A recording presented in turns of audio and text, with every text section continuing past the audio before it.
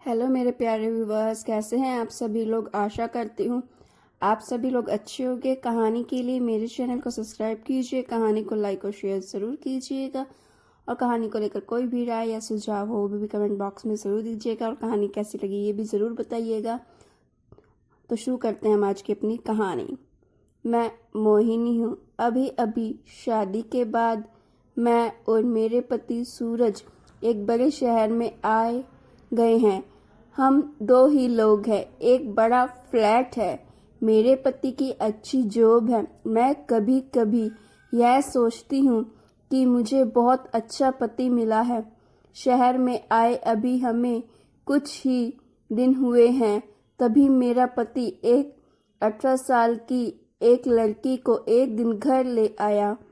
कहा कि गरीब है, इसे काम की ज़रूरत है। मैंने कहा ऐसा क्या काम है हम दोनों के बीच में अकेली कर सकती हूँ।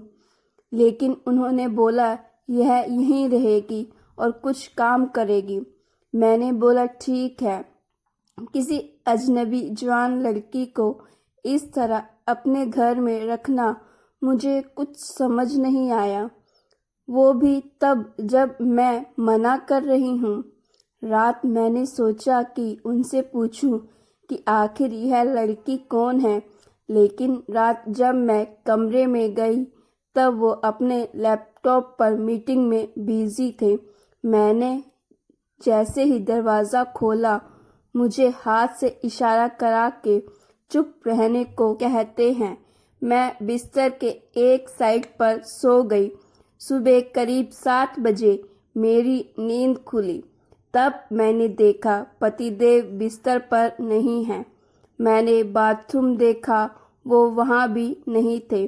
दरवाजे के पास जाकर जब मैंने किचन में देखा तो मेरे पति हाथ में पैसे लिए उस लड़की को दे रहे थे और वो लड़की रो रही थी।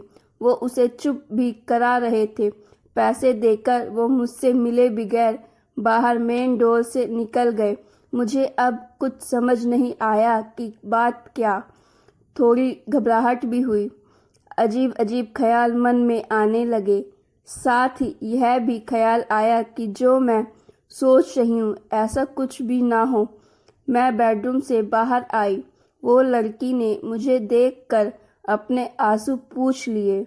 मुझे देखते ही वो बोली, मैडम साहब बोले कि वो आज वो शहर के बाहर जा रहे हैं मीटिंग के लिए, कल शाम तक आएंगे। आप सो रही थी इसीलिए आपको उठाया नहीं। मुझे कहा कि आपको बता दे। मुझे उससे बात करने का बिल्कुल भी मन नहीं था, इसीलिए मैंने उसकी तरफ देखा भी नहीं। बस अब मैं अपने बेडरूम में बैठी कुछ कुछ सोचने लगी। शादी को अभी 1 महीना ही हुआ है और मैं उनके बारे में ना जाने क्या क्या सोचने लगी। लेकिन उन्होंने मुझे सोचने का कारण भी दिया है। एक तो यह लड़की वो अचानक ले आए।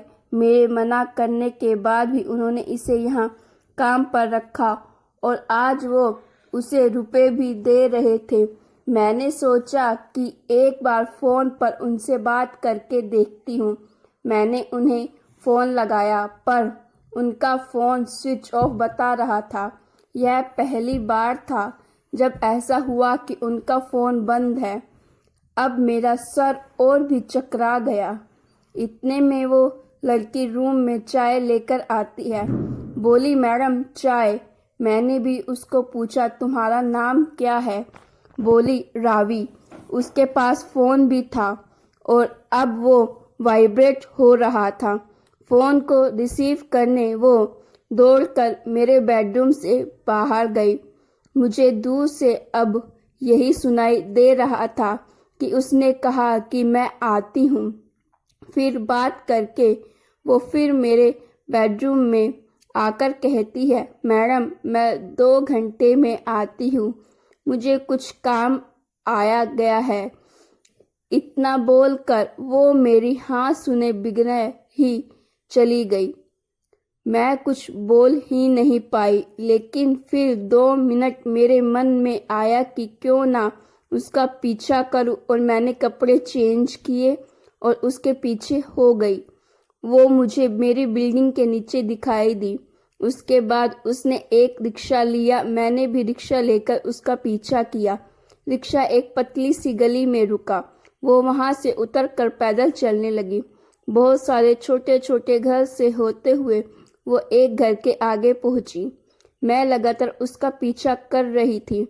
क्यों कर रही थी, क्या जानना चाहती थी, इसका मुझे कुछ पता नहीं था। बस मैं उसके पीछे थी। दरवाज़ा खुला और खुलते ही वो लिपट गई उसकी माँ से।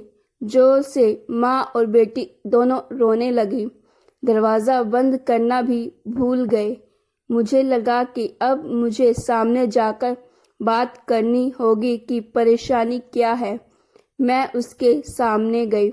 मुझे देखकर लड़की बोली, मैडम आप यहाँ पर? मैंने कहा, तुम्हारे साहब बोल गए थे कि तुम्हारा ध्यान रखना। उसकी रोती हुई माँ बोली कि ऐसा इंसान बहुत कम मिलते हैं। मैंने पूछा, क्या परेशानी है, आप मुझे बताएं।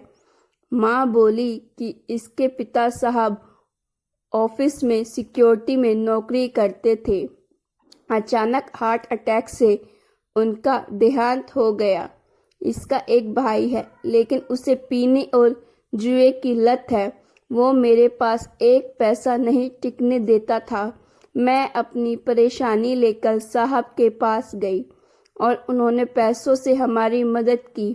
साथ ही उन्होंने, जब मैंने बताया कि इसका भाई ऐसा है, तो उन्होंने कहा कि इसका यहाँ रहना सही नहीं है, इसीलिए वो इसे अपने घर को ले गए।